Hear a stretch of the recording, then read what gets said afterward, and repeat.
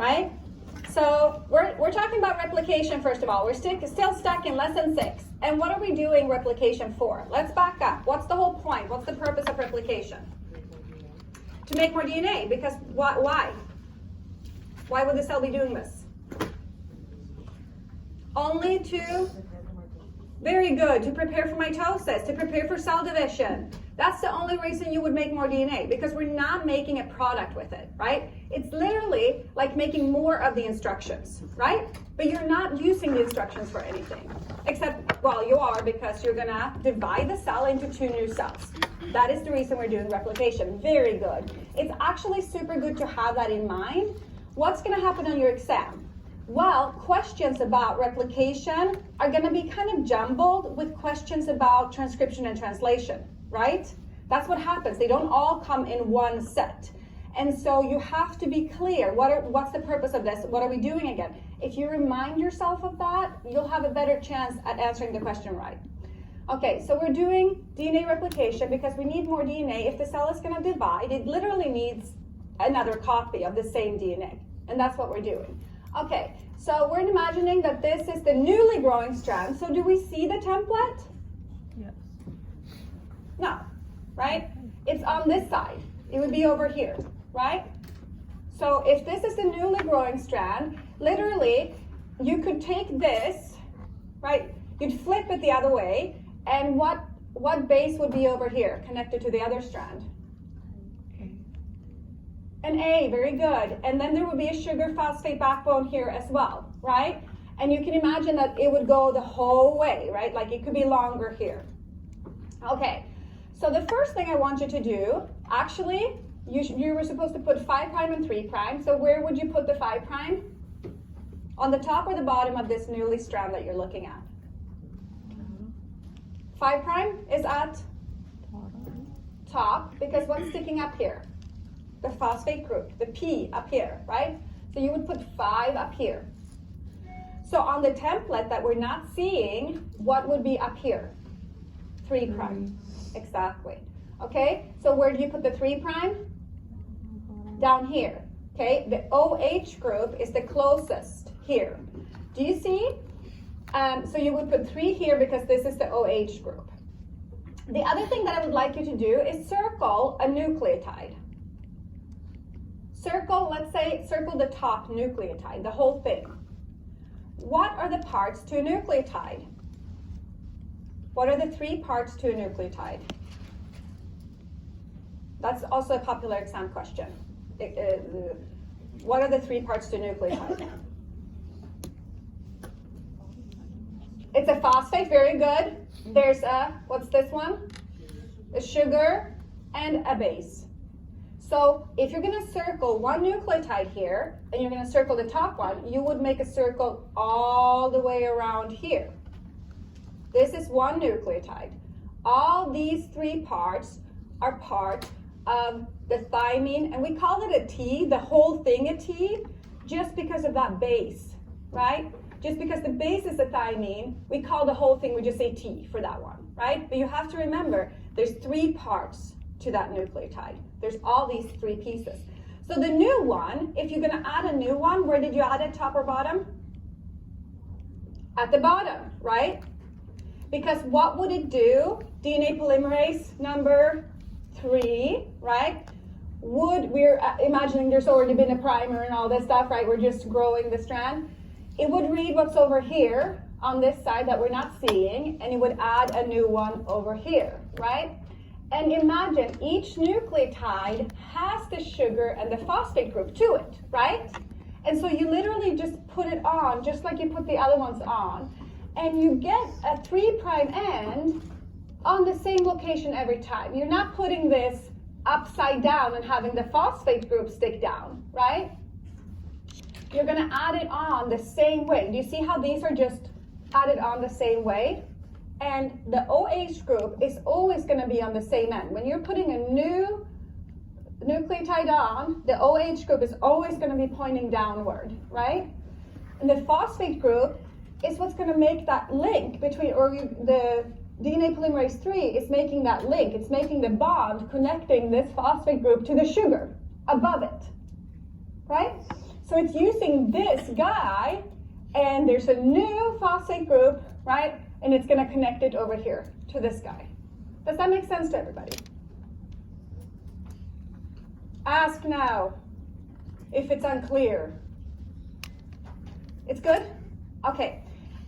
So what new bond would be formed here? Well, there's actually kind of two new bonds being formed. What's the one that I'm focusing on? The phosphodiester bond. Look at this. If you're gonna now draw an arrow to the phosphodiester bond, I would do that too, and I would say in my notes, this is the phosphodiester bond. Where's one? There's one over here. This is the phosphodiester bond. Do you see that? That's one. There's one. There's one. And the new one would be going from here to the new phosphate group of the new nucleotide. Does that make sense? Where's the hydrogen bonds that then will be formed? Kind of naturally, actually. Well, we don't see the other base on this side, but it will be between here and the other strand, right? That's the hydrogen bonds. So between A and T here, how many bonds would you have? 2. So in your notes, why don't you do that, right? Like put two bonds over here and write a little note saying hydrogen bonds on this side, 3 between the G and C's, and 2 between the A and T's. Make sure that you're putting phosphodiester bond here. Make a little arrow. You can make 2 just so that you know that, okay, all of these bonds in between these guys, those are the phosphodiester bonds. They're between the sugar phosphates, right? They're between the sugar and the phosphate of each nucleotide. That's the backbone. So do you remember how in the beginning of this I was climbing a ladder? And I was saying, okay, if I'm climbing a ladder and DNA is this way, we're looking at it this way, then I'm holding on to the phosphodiester bonds and I'm stepping on the hydrogen bonds, right? The bases would be inward, pointed towards the inner side of the ladder on the steps. Okay, so the new bond that's formed is really the phosphodiester bond, but also, actually in this process, the hydrogen bonds will be formed after that. All right, because the bases will actually be in close proximity with each other, and naturally, they're going to want to form a hydrogen bond there. Okay, where's the new nucleotide added, top or bottom? We answer this one. At the bottom, because the OH group is there. This nucleotide has both a phosphate and an OH group, but the phosphate group is actually pointing upward, right? And it's the OH group that's close here. So this is the 3' end, and this is where the new nucleotide can be added. Good. What's the next question? How will the new nucleotides be added? What type of reaction?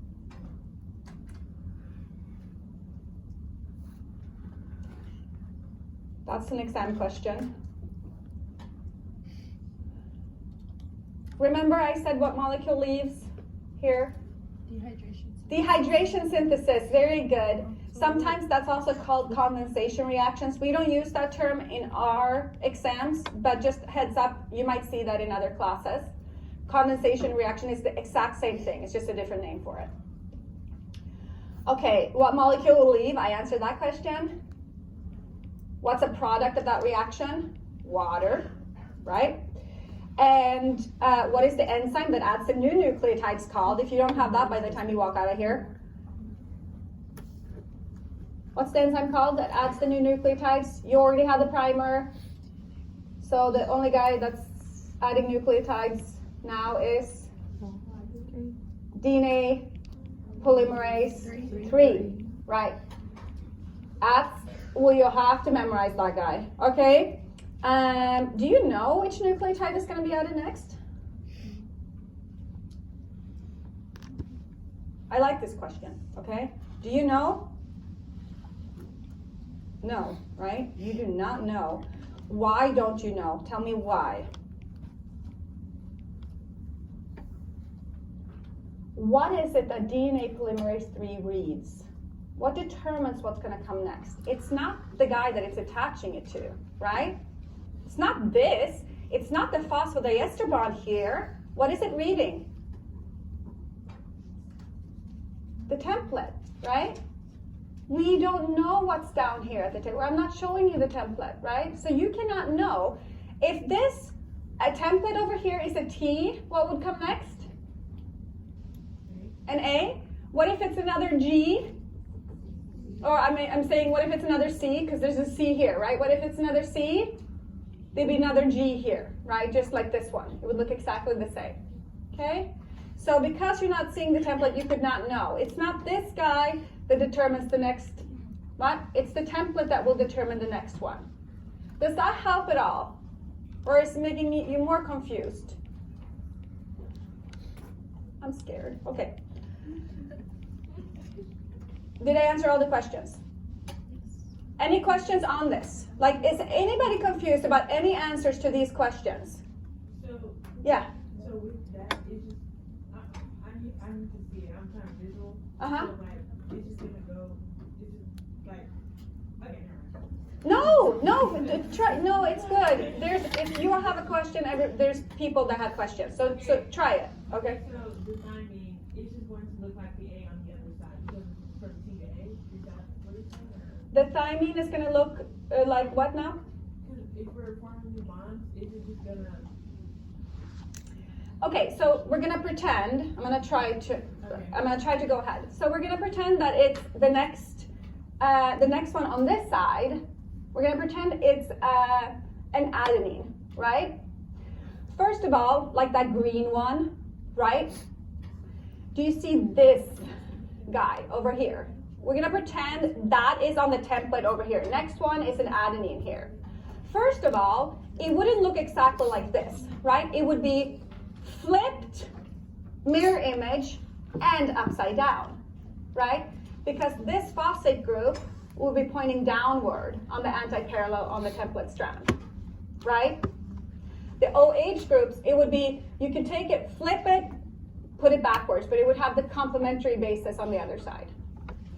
So imagine you have that on this side, the adenine sitting here as the template. Now you want to add a thymine, right? On the other side, the next one would be a thymine over here on a newly growing strand.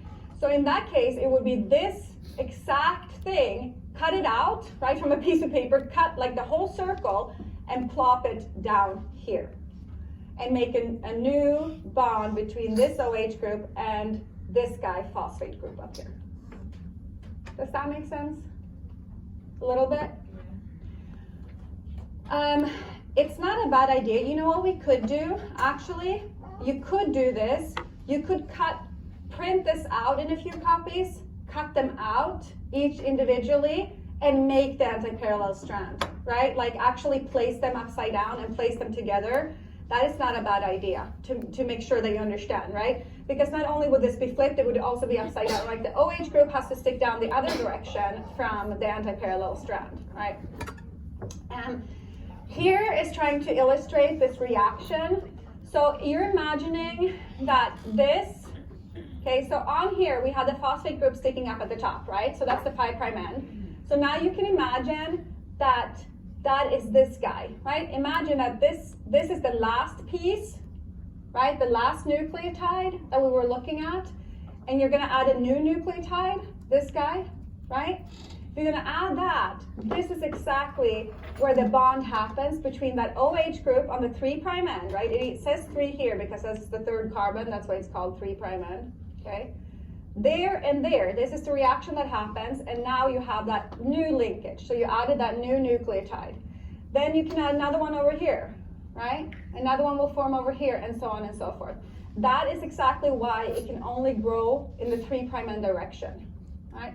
We don't have an enzyme that can plop something on top here. They looked for that, okay? It would make sense that there would be an enzyme that could make that reaction happen, but there isn't. There is no such enzyme. DNA polymerase 3 needs the OH group to be sticking out on the newly forming strand. It cannot add it to a phosphate group. Okay, all right. So there's that, and then of course water leaves. And plop, plop, plop, plop. You can add more nucleotides. Remember that you add the whole nucleotide. You don't just add the base, right? You add the whole nucleotide, which has the sugar, the phosphate, and the base all together. It comes as one molecule, as one piece. Okay, did we talk about DNA replication errors and what can happen in errors? Cancer, etc. What property does DNA polymerase 3 have?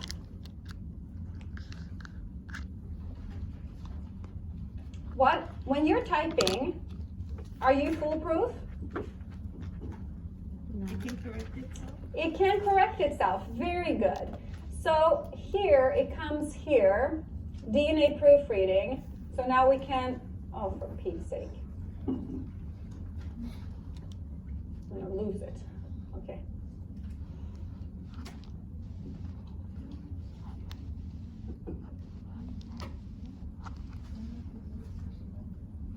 Did we do this one? This is the one I was asking about. We did this one, right? Yes. Very good. Okay. All right. So we go to DNA proofreading, which is after that video.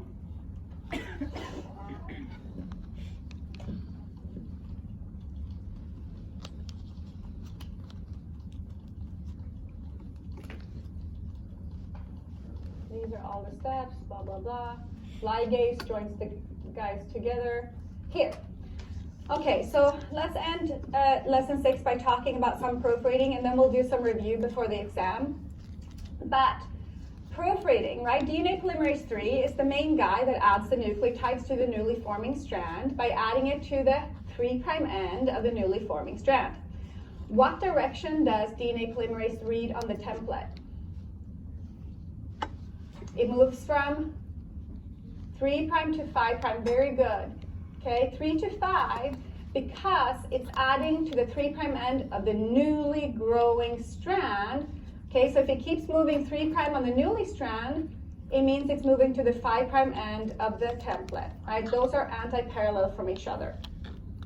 So if I'm DNA polymerase 3, I'm looking at the 5' end, right? I keep moving 3 to 5' on the template. Imagine my template is over here above me, and I'm adding to the 3' end of the newly growing strand, right? The newly growing strand is growing from 5 to 3', but that means I have to read from 3 to 5' up here. The two are anti-parallel.